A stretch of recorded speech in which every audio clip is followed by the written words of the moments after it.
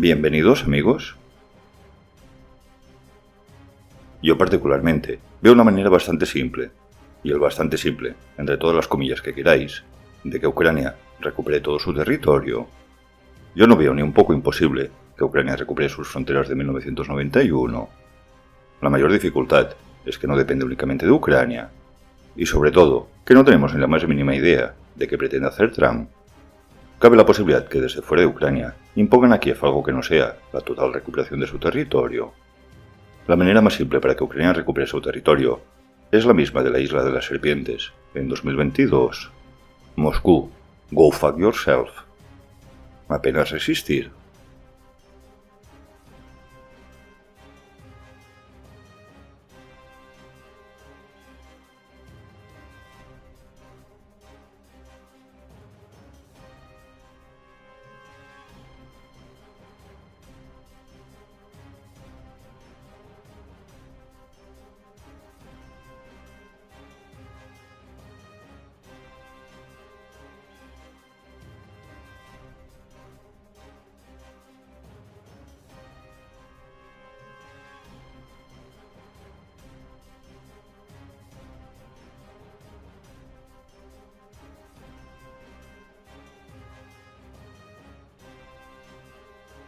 ¿Ucrania puede recuperar su territorio por la fuerza? Vamos a poner como ejemplo el mapa de Robotyne, lugar de la contraofensiva ucraniana de 2023. Aproximadamente ambas líneas del frente, y en el frente ruso un campo minado, recordando que la profundidad del terreno minado en este sector, en el caso real, era mayor. La distancia entre estas dos localidades es de apenas 8 kilómetros. Aunque estoy usando este mapa, es un ejemplo genérico. En otros conflictos, el inicio de la ofensiva ucraniana tan solo sería percibida por las tropas rusas, en el mejor de los casos, cuando éstas estuviesen cruzando el campo minado. No necesariamente, pero a menudo los zapadores abren el camino y las tropas de asalto cruzan esta zona muy temprano, como por ejemplo a las 5 de la mañana. Quizás, incluso, las tropas rusas tan solo se dan cuenta que están siendo atacadas en el preciso momento que reciben el fuego enemigo. Realmente, sería unos minutos antes mientras recibirían el fuego artillero e incluso ataques aéreos, para justo cuando acabara esta fase previa, recibir la llegada de las tropas ucranianas. Lo más importante, el factor sorpresa. Y el factor sorpresa, aunque difícil de mesurar, es un porcentaje notable de las posibilidades de éxito de cualquier asalto. En general, en casos así, el asalto sorpresivo inicial tiene una gran probabilidad de hacer colapsar la defensa enemiga. Y a partir de aquí, si la defensa no es corregida, y en este caso sería Ucrania, aprovecha la explotación, lo común es que se produzca un efecto dominó, y hasta que se agote la explotación inicial, o caso el defensor consiga remediar y frenar la situación. E incluso llegados a este punto, tampoco suele ser raro otro segundo asalto, que coge más aún a contrapié al ejército defensor. En otras guerras, en lugar de avanzar 4 kilómetros, el resultado sería mucho mayor.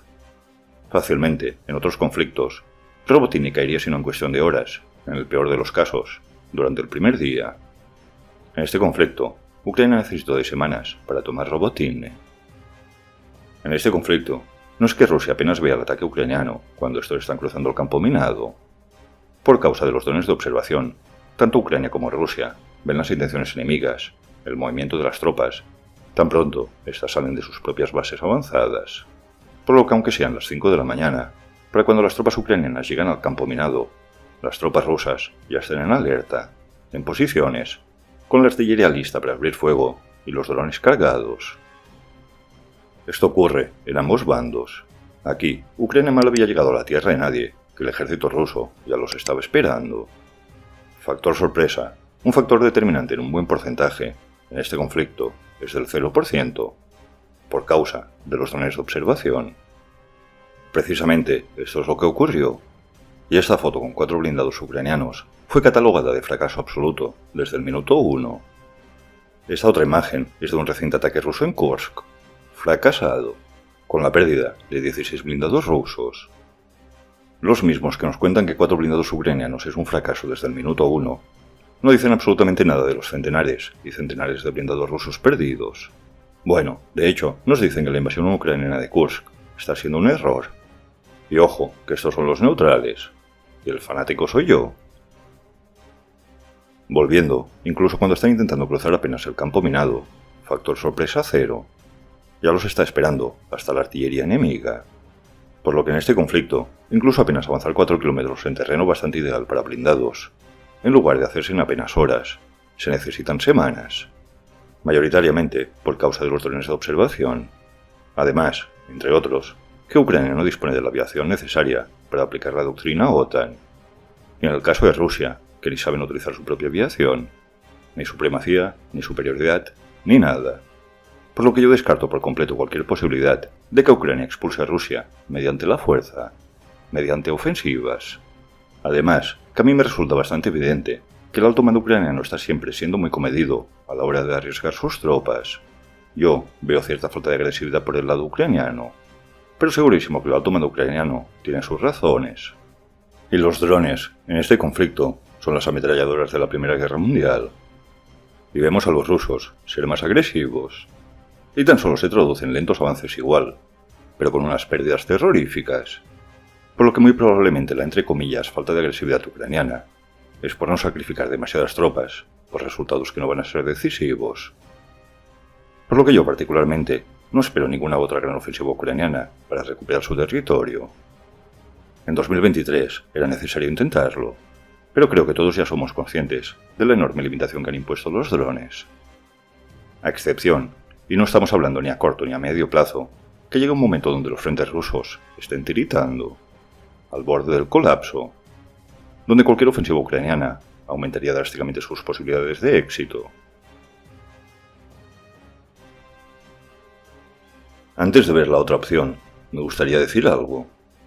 Llevamos 3 años con las sistemáticas campañitas que no salen de Rusia, de que Ucrania no tiene esto, que Ucrania no tiene lo otro, que no tienen artillería, y ahora Ucrania no tiene soldados. 3 años de campañitas de mierda que no salen de Rusia. Ucrania no tiene soldados, y Rusia no avanza en ningún lugar, porque en el frente ucraniano está el Espíritu Santo, defendiendo las trincheras. Y donde avanza Rusia es porque sacrifica a 30.000 soldados cada mes. Ya se ha acabado la campañita de la artillería, nadie dice nada como si jamás hubiese ocurrido, y ahora es la campañita de las tropas. Y después vendrá otra, hasta que nos cuenten que Ucrania no tiene girasoles. Y todo esto no sale de Rusia.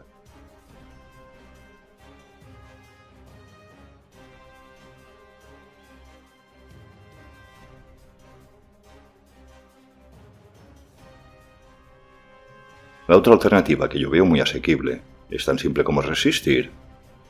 Si Rusia no puede derrotar a Ucrania, y ya no puede, porque ni va a llegar a Kiev, ni va a destruir al ejército ucraniano, ¿hasta cuándo va a alargar su operación especial en Ucrania? ¿Cuánto tiempo más aguantará la economía rusa? ¿5 años? ¿3 años? Rusia, en los últimos 17 meses, 17 de 35, la mitad del conflicto, apenas ha avanzado esto en el sector de Avdiivka. Ningún objetivo militar cumplido, absolutamente ninguno. ¿Y qué precio ha pagado? Aquí podemos ver las bajas rusas de 2022. Como en 2023 hubo un incremento en las bajas entre las tropas rusas, y en 2024, la gráfica termina en octubre, las bajas rusas han aumentado dramáticamente. De hecho, si retrocedemos a octubre de 2023, fecha de inicio de la actual ofensiva rusa, vemos claramente cómo Rusia ha perdido muchas más tropas en los últimos 12 meses de esta gráfica, que si sumamos el total de los años de 2022 y 2023 juntos. A ojo, pero el promedio de las bajas rusas del último año es en torno al doble del promedio de los 2 primeros años. Con el tiempo lo sabremos mejor, pero solo en 2024 las bajas rusas se estiman en torno a 300.000 soldados. Y el único avance significativo ha sido este sector. Bueno, ya han perdido Kursk. No me creo de ninguna de las maneras que Putin sacrifique otros 300.000 para avanzar, por ejemplo, esto otro, llegando al 1.000.000 de bajas, en una operación especial, y que sacrifique después otros tantos para avanzar, por ejemplo, esto otro, rozando el 1.500.000 de bajas. Ninguno de estos 3 avances, de ninguna de las maneras, derrotaría a Ucrania, por lo que no creo que Putin ni siquiera lo intente. Este sacrificio inhumano del último año por parte de Putin tan solo se ha producido para vender que avanzan e intentar rascar algo en una negociación con Trump. Rascar algo que Putin pueda vender como una victoria ante su pueblo, porque si no, le costará la vida. Y aunque Ucrania y Rusia se sienten a negociar, lo normal sería llegar a un punto intermedio que pueda satisfacer a ambos países. ¿Y qué punto intermedio puede aceptar Putin que no solo no sea visto como una derrota, sino que pueda vender dentro de Rusia como una victoria? Porque incluso que Rusia se quedase con todos los territorios invadidos a cambio de Ucrania entrar en la OTAN como garantía de futuro, sería una derrota para Putin. Putin expande a la OTAN. Según las mentiras de la propaganda rusa, ¿ahora Putin va a sentarse a negociar con los nazis de Zelensky? ¿Y ceder algo? Porque aunque Crimea fuese intercambiada y acabase siendo rusa, porque no sé qué más pueden negociar, ¿Putin habrá llevado a Rusia a la ruina para quedarse con Crimea, que ya estaba en manos rusas desde 2014? Yo no veo ningún punto intermedio que favorezca a Putin, y no creo que Ucrania acepte nada menos que algo intermedio. La parte de Trump es completamente imprevisible, pero ya ha dicho que si Rusia no negocia, aumentará las sanciones y la ayuda militar a Ucrania.